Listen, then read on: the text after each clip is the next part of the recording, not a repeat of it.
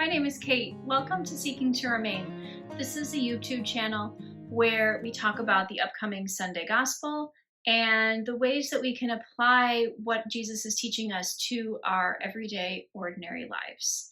At Bible study a couple weeks ago, we were blessed to have one of our priests come and sit at our table with us. And I'm so glad that he did, because we were talking about the topics of grace, justification, and salvation. And those are big theological topics.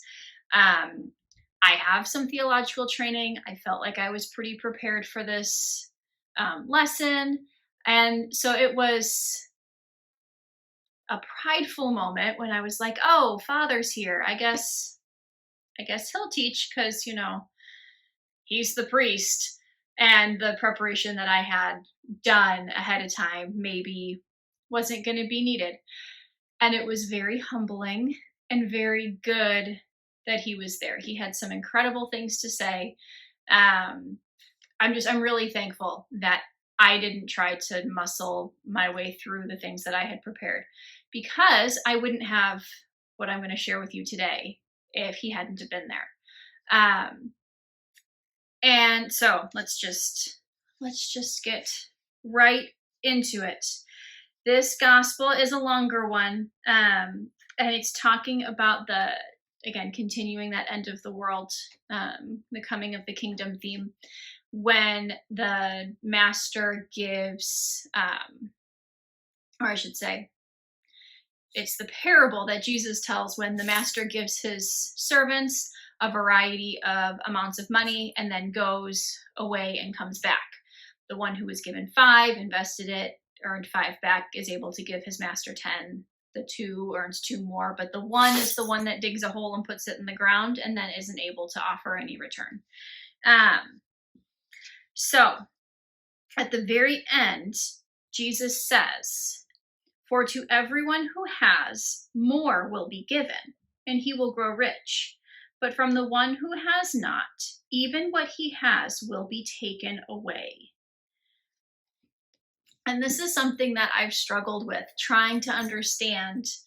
Well, this isn't fair. That's not, Jesus is all about, raising up the poor and giving to those who don't have something.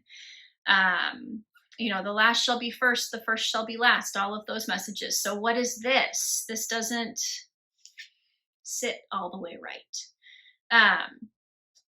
And I think I'm starting to understand it a little bit. And it's because of what this priest shared with us.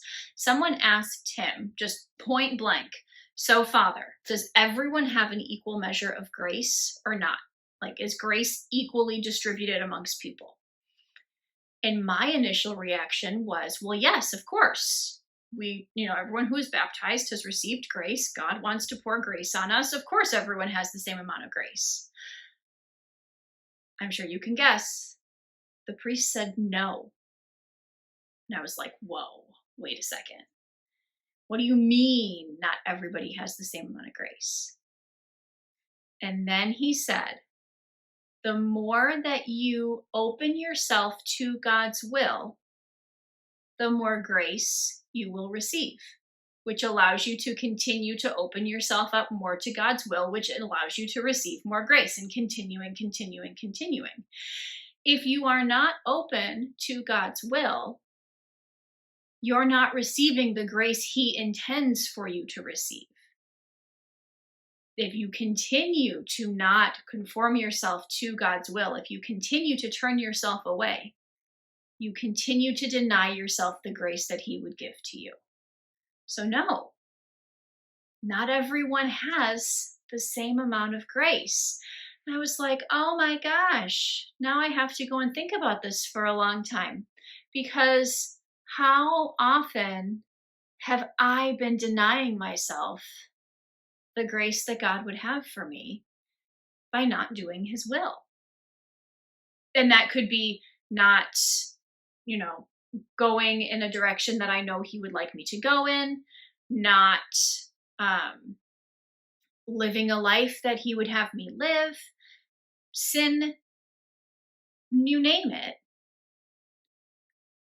When have I denied myself the grace that he would give me? How have I impoverished myself in terms of grace because I haven't been open to what he wants to do?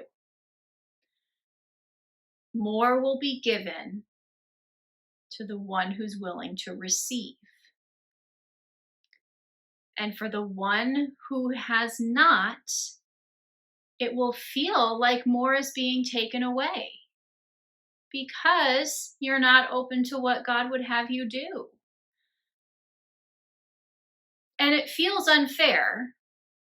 Not everyone gets the same amount of grace, but it's about our side of the equation, not God's side of the equation.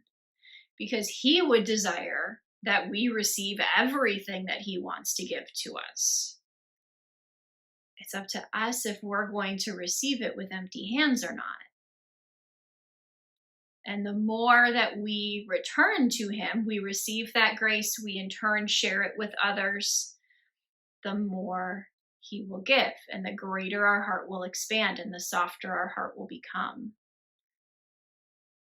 I don't know, I just thought that was really profound, especially in that moment when I walked into that, Bible study so prideful, to then have this extremely humbling moment, and then to turn around and read it here in this study.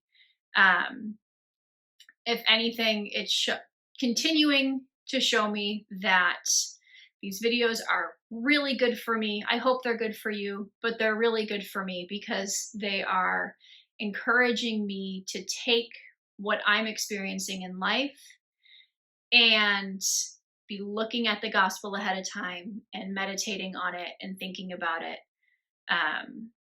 so that I can have something to offer to you.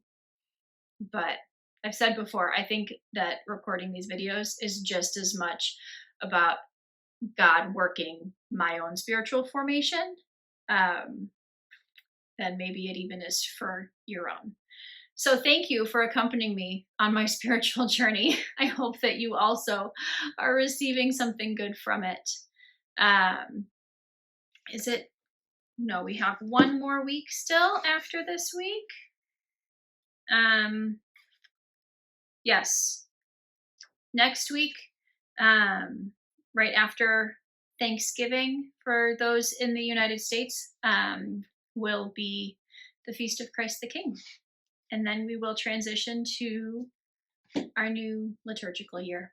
So if you are in the US, I wish you a very happy and blessed Thanksgiving. If you are traveling, I hope that you travel safely there and back again.